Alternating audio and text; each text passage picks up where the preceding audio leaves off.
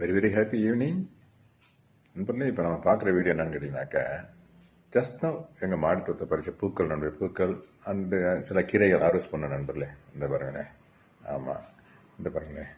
First உங்களுக்கு ஒரு pink rose. இப்போ நல்ல மழை நண்பர்களே காரைக்குடியில். ஆமாம், இவ்வளோ நேரம் மழை பெஞ்சிட்டே இருந்துச்சு. இப்போ தான் கொஞ்சம் மழை விட்ட உடனே போய் இப்போ ஹார்வெஸ்ட் இந்த பூக்கள்லாம் பறித்து வந்திருக்காங்க.